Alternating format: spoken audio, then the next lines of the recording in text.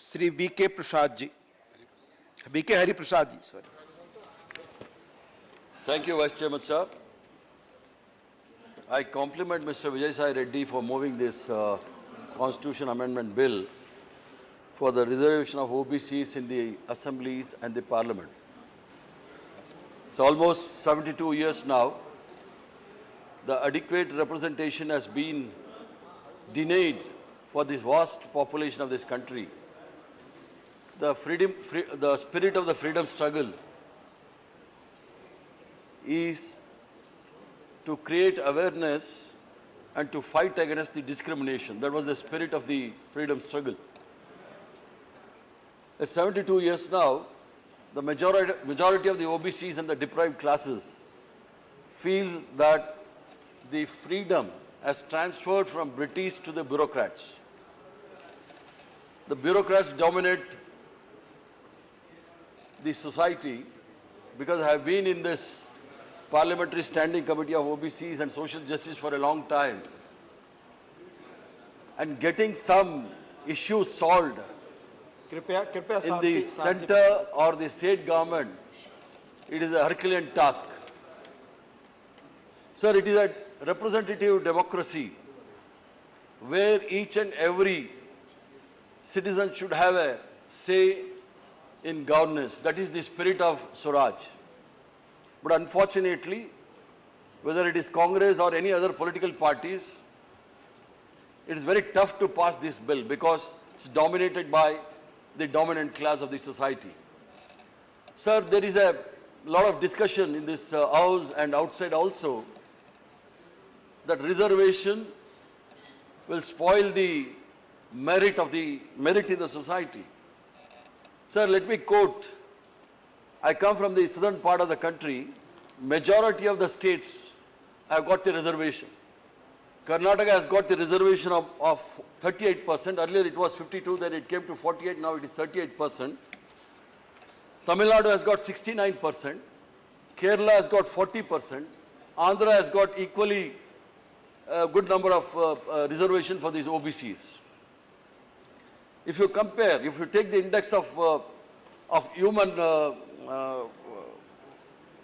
index of development in terms of development, you can see any states in the southern part of the country is far ahead of any part of other states where the reservation are very less. Recently, I thank the Chief Minister of Madhya Pradesh. He has enhanced the reservation from 14 to 27% in Madhya Pradesh, whereas in Chhattisgarh, in other parts of the country, it is only not beyond 14%. So, reservation will not hamper the development of the society or the country. If at all, if their argument is true, Tamil Nadu would not have been the role model for the entire country, sir, because the BJP will be quite happy to say that Gujarat is a role model. But till now, it's already 6 years now, but we have not understood what is the Gujarat model, except Nirav Modi, Mehul Choksi. These are all the models which are available. But if you take the example of Tamil Nadu, you can go to any district. You can see the development there, because I can't. Not only Amma, all the Dravidian parties under Kamraj,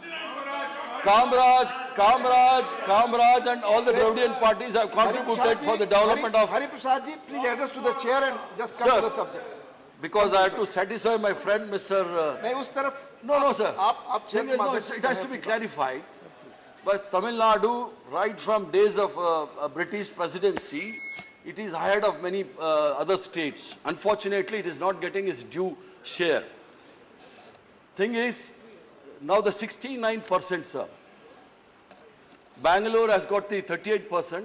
We are the second capital of the Silicon City. Andhra has got almost 38% of reservation. They are the third capital city for the information technology. Where are these kind of development in other parts of the country, sir, where they talk of reservation? So my point here is, since it is a representative democracy, we need representation of all sections of the society in the parliament, in the assembly.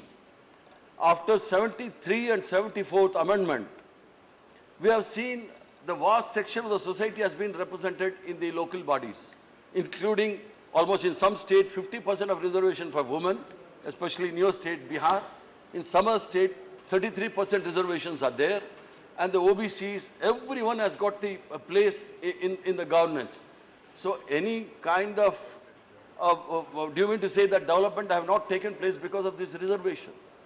So unless this vast section of the society is given representation in the parliament and the assembly, I don't think so they will be able to improve any kind of development in these societies, because they are socially, educationally backward. Socially, educationally backward class has got nothing to do with the economic reservation, because even socially and educationally backward class man, it doesn't mean that he just need an employment in the government. If he does his own traditional professions, he will get his bread and butter. There is no problem for that.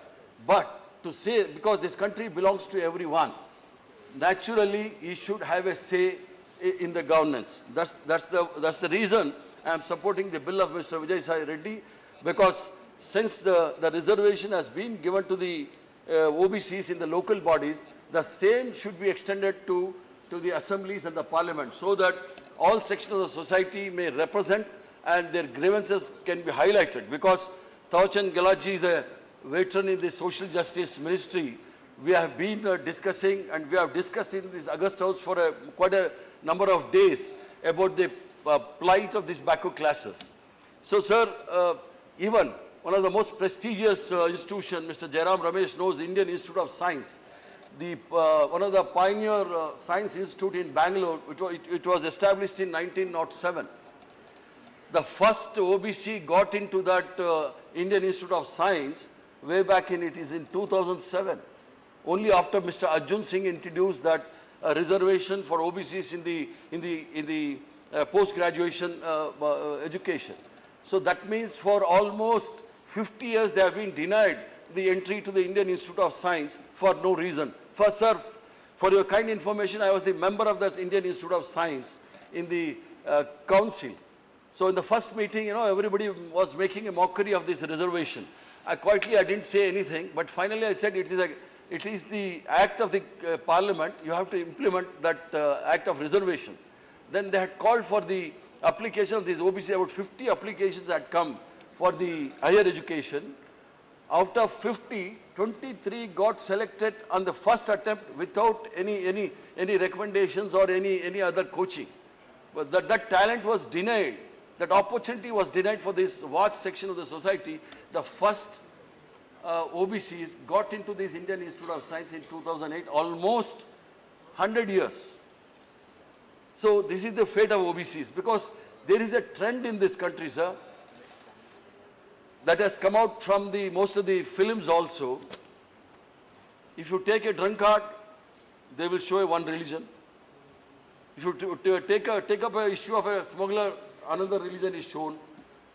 If you take up a gunda, he will be known as a OBC. If he is almost fit for nothing, they will say he is a Dalit, as if the other communities are far, far ahead of all these communities. Sir, we are all equal according to the Constitution. We should have the equal rights. This mindset should change. Unless this mindset doesn't change, nothing will happen. We may say anything, because even in the last, in the parliament elections, because they said we have come beyond religion and the caste. But nowhere in the election campaign, they said that they are beyond caste and the religion. But even it had come up to the Khan market issues also. So because victory has got thousands of parents, defeat is an orphan. But it doesn't mean the right of OBCs or the weaker section should be denied.